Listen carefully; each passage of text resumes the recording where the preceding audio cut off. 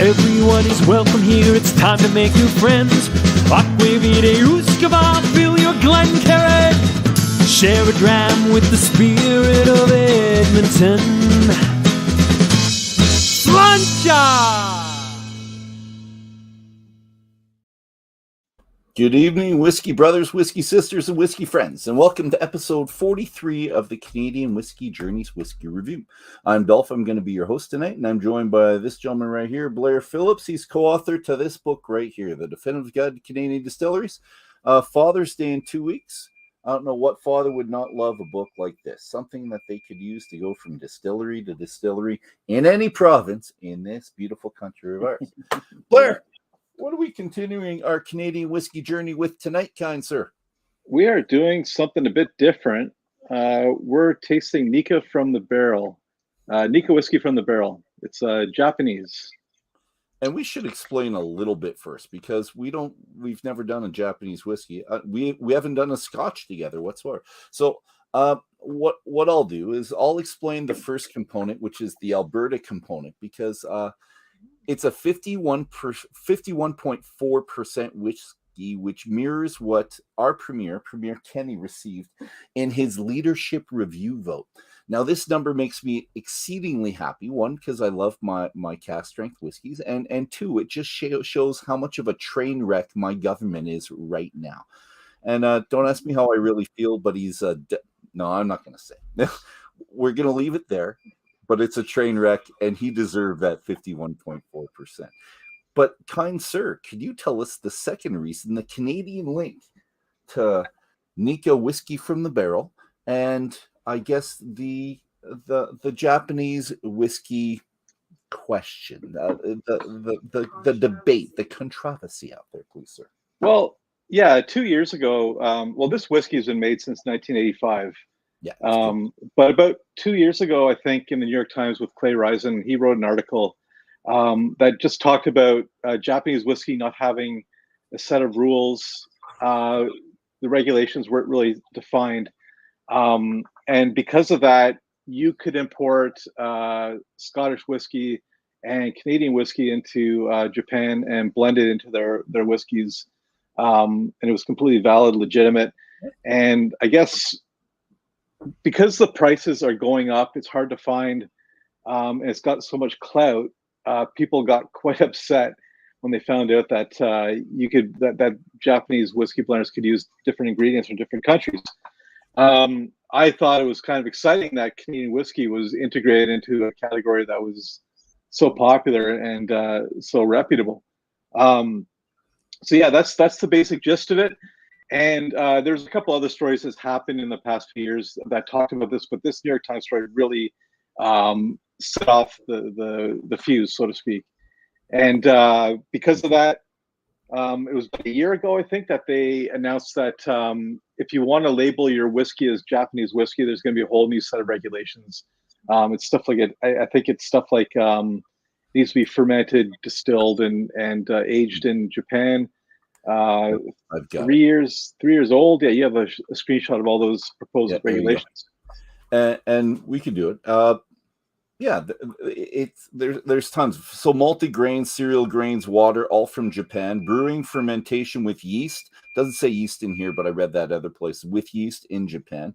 At less than 90% distilled ABV. Wooden casks, less than 700 liters for 3 years. And I've seen articles that were talking about 2 years at first, but I think they finally settled on 3. And they can use coloring. So yeah, and I suspect this whiskey in particular doesn't have any Canadian whiskey in it. But the cool thing is that the blender has built this tradition since 1985 for this whiskey, and it's phenomenal. It's really fantastic. But 100 malts go into this whiskey, and what they do is that after they blend it, I think they age it in used barrels for a few months, and that's why it's actually called from the barrel, because that's what it is. They're blending it, finishing it at this proof. And here's their proof sheet too, if you want to see it. So that's there. So that's Nikka, and you can click on Nikka, and they're really transparent. Well, not really transparent. They're fairly transparent, saying where they get their whiskeys, and if you look at it, it gives you information. So what it says there is it's a complex formula created by blending more than 100 different batches of malt and grain whiskeys. After blending, the whiskey is filled into used barrels, just like you said, and matured for another few months. Ben Nevis is probably in there. I'm assuming that's I think that's probably, if I were to put money on it, that's the whiskey I'm guessing is in this one, which is the reason why when why they're saying they're not going to call it Japanese whiskey or whatever the naming convention is when the time comes. World whiskey or Japanese whiskey. There's lots of different things. And the other thing is they don't have to do that. It's not a law. So there's no law stating that they are going to follow these rules. They're guidelines right now. And it's not until 2024, March 31st, 2024. But again, it's still voluntary. But the principles are in place now. Some places are following them. The bigger distilleries are, and the smaller ones probably can't because they have to get their whiskeys from other places. And just like these guys, they have to source their whiskey from other distilleries outside of Japan because they're not sharing their whiskey amongst each other like they do in Scotland. Yeah, my personal view about blended whiskey, especially with stuff like this, is that it's blended to flavor. As long as it tastes good, I don't get too bent out of shape when they start to reveal that, hey, we get this from here, this from here, this from here. It's all about the final package that makes it special. So it's a nice package too. So it's very simplistic and elegant, I guess we could call it, right? So there's the box, comes in this, and 500 mils. Like I said, 51.4%. I've liked it for a while. I've had this on my shelf. This is probably the fourth bottle I've gone through. And that's saying a lot because I get certain bottles that I always have out. And this is one that I continually open. It's this, and I've got the Hibiki, the 21-sided one. I've got those two for Japanese whiskeys that I try to give people. And Legend is the other one that came out last year, which was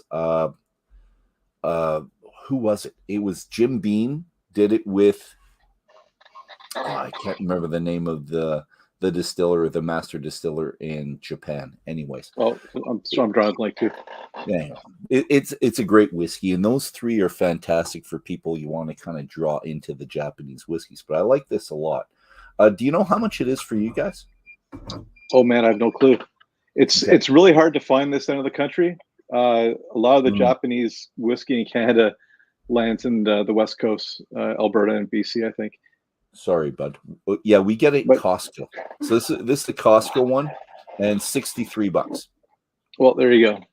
So, and if you're in Alberta or BC, you want to go to Costco. It's no membership needed. You go straight in for the alcohol, the booze, and it's the best deal. And like I said, I like it a lot. The LCBO does carry it from time to time. I don't know if they have it in stock right now because I have this bottle and I have another one downstairs, I think. So it's a staple. You're right. Well, it says something when people who like their whiskeys pick this, and it's a blend of 100, and I like blends. There's nothing wrong with blends. There's a lot of my Scotch snobs out there and the Japanese snobs out there, but it's worth it. What do you get on the nose? Let's do the tasting. Yeah, this whiskey is so integrated. It's got all that like sweet, sour, salty, bitter. There's some oak in there. Definitely the sherry notes come through. And for me, it was all sweet up front. When it first came out, I just poured this. I usually do a half an hour before the show, but this is about 5 minutes before I started talking to you, and it's all sweet right now. It changes in my hand over a while with the heat. Yeah, and there's some cool fruity notes. It's like a bunch of stuff just all mashed together. I don't get a lot of peat right now off the nose, but I think there is some. I think there's a smidge. My wife says a smidge, and she can pick out peat better than I can. I love peat, but I usually like to be affronted by my peat as opposed to a little bit of it. So I'm the opposite. I like it just layered in. Yeah. Okay, that's good. But no, I like this a lot. And you're saying fruity, and it's more caramelly and stone fruits. Let's just go with stone fruits. It's a little pear, not pear, peach-like. Yes, something like that. I can't pick it out. It's a bunch of stuff. Yeah, but it's lovely, and it doesn't go down like a 51.4%. It's very smooth, and you think you would think it's a young whiskey, a 3-year-old, 3.5-year-old, or 4-year-old, and it might very well be, and they've just blended it elegantly. But this 51.4 goes down nicely. It does. I don't know how old the whiskey is. I assume it's a wide range of different ages. Maybe. Well, they're getting the same flavor. I'd like to have one from 10 years ago and try it next to something now, but I wasn't drinking Japanese whiskey 10 years ago. Sorry to say. When did you start? In Canada. No. Oh, man. I don't know. Okay. I do have some Yamazaki 10, which is impossible to get now. Okay. So I would have bought. I probably bought that about 10 years ago. Well, and I've got probably about 4 or 5 different whiskeys, apart from the 3 that I mentioned there. So 8 hanging in there. And I did a whiskey tasting recently, so it's a Japanese whiskey tasting. I should have more. The thing is, I don't trust it. I don't like thinking it's one thing and getting the other. And so I can understand when people were mad and we talk about Japanese whiskey, you're used to a level of, with Japanese whiskey, involvement in the craft, and you think it's very well crafted, and they're into that as well. They promote that.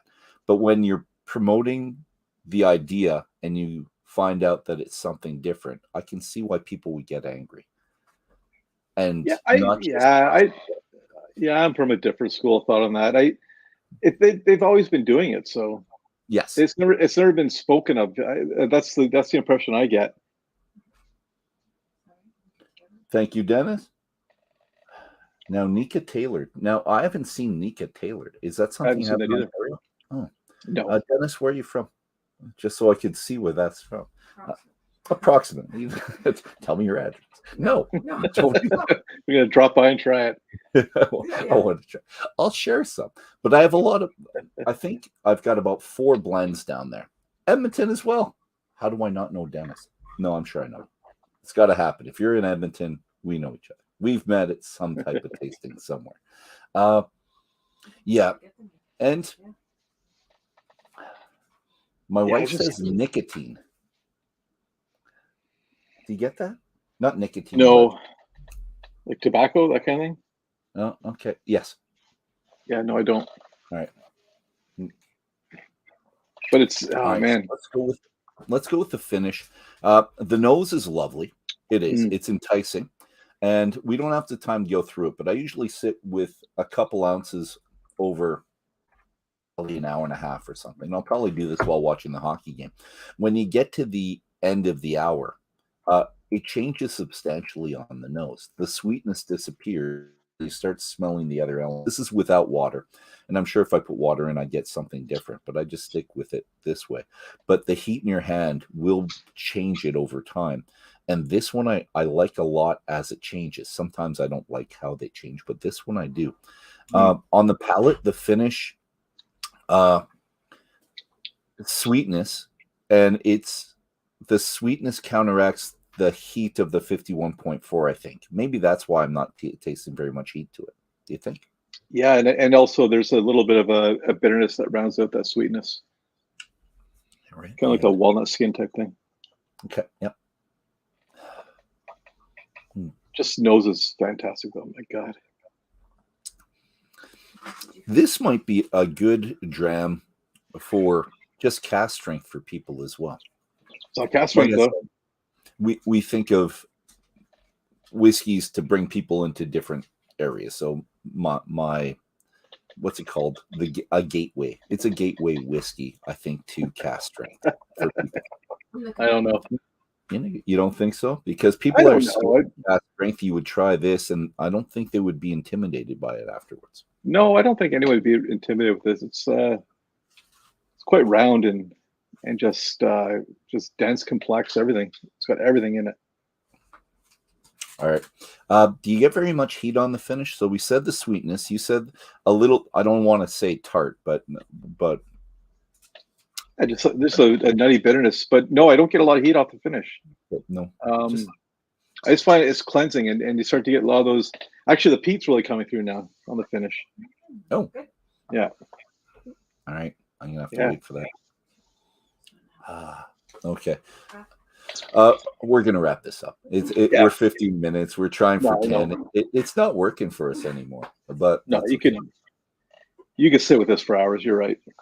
Yeah. But I'm gonna fill my mini Glencairn up. It looks like a mass, or it looks like I've got really good can. It's just my little mini. I'll fill this up. I'll go continue watching the hockey game, and hopefully it's at least 2-2 by the time I get up there. And thank you, kind sir. It's been fantastic. And next week we'll see what we have. We have it's either a whiskey, or we're thinking about heading into the gin zone in the summer a little bit. Yeah. So we have lots to think about, lots to do, lots to enjoy. But thank you to our listeners, past, present, and future. Like people watch this later. Slancho, one and all, thank you, kind sir, and I shall see you next week, next Tuesday. Cheers. Cheers. Go Oilers.